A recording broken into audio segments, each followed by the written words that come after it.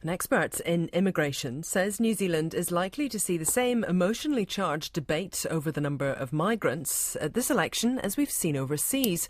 Massey University demographer Paul Spoonley says the Brexit vote campaign and the US presidential contest last year has prompted some anxiety about immigration. Along with Massey colleagues hailing from Greece, Germany and China, he'll be discussing this at a public lecture on Thursday. And while it's a near inevitability that political parties will infuse their arguments and messaging with emotion, Professor Spoonley is hoping the public will look past that. Well, there's certainly some anxiety in New Zealand about the levels of immigration, and you can see the connection that's being made by some politicians between the very high and I would say uncomfortably high levels of inward migration and things like Auckland housing prices.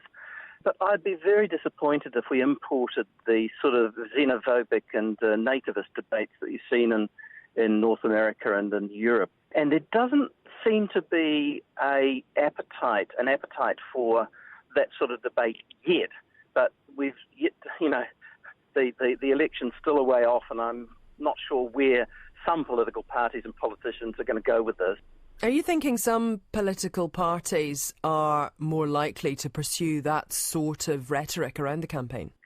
Well, I think there is a temptation, and certainly the issue of the number of migrants, where they're settling, and their impacts on things like housing prices in New Zealand should be an issue that we discuss. But to then take it to another level and suggest that immigrants are the source of problems would be, I think, demonising them in a way that would be very, very unfortunate.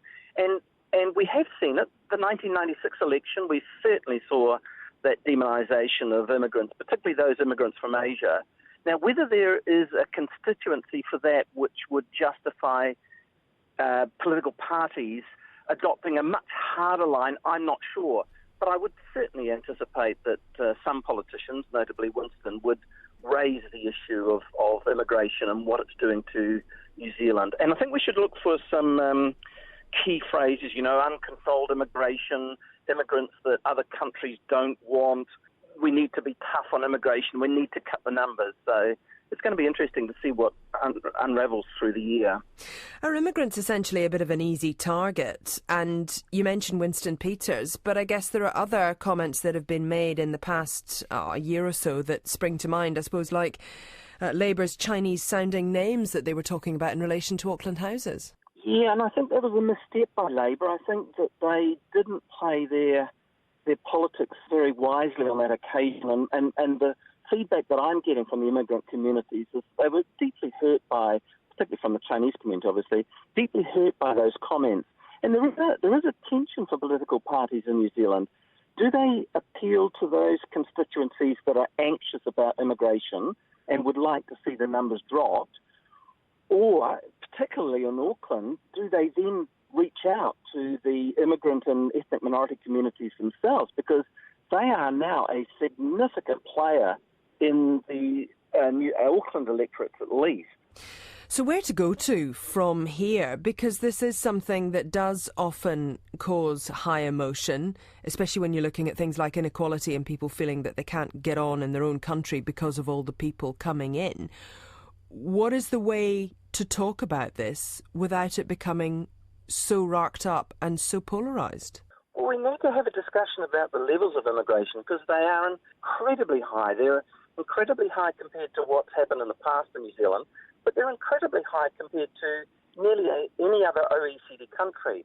So we need to have that debate. But my concern is that it then descends into a demonisation of immigrants as though they're the cause of the problems. And of course, they're not. There's very little evidence that they're taking New Zealanders' jobs. Yes, they might be contributing to demand in the Auckland housing market, but they're not the only factor, and possibly not even the most important factor. So we need to make sure that there's some balance to the discussion, and we need our politicians to lead that debate. They're going to be the people that decide the tone of the debate, and I'm concerned that we're going to see immigrants cast as the single cause for many of our problems.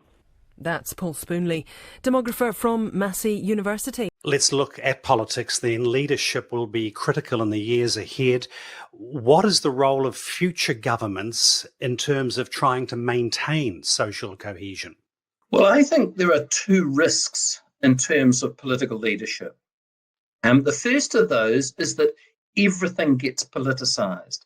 And I think there are issues and matters that are of common concern that we need to discuss and debate and come to a decision about without them being politicised. The second issue is that one of the things that I feel very strongly about is that we need to co-determine or co-produce some of these new policies.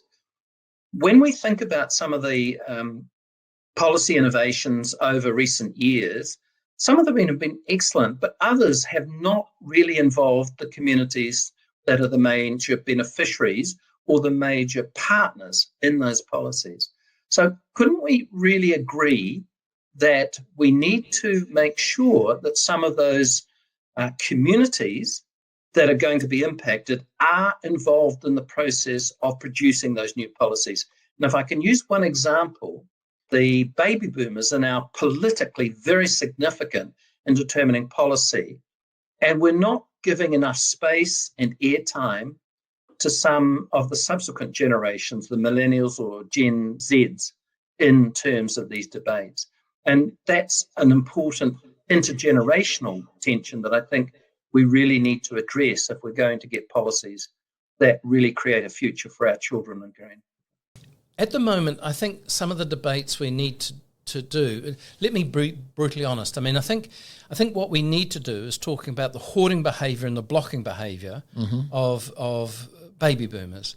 The hoarding might relate to housing, and so you could possibly solve all of New Zealand's housing needs by freeing up the multi-bedroom households that are owned by the baby boomers, not using those bedrooms.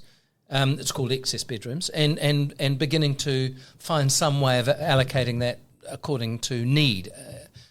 The blocking is the way in which the growing number of over 65s, remember there are more over 65s in New Zealand now than under 15-year-olds. Yes. And of course they're living longer and considerably longer.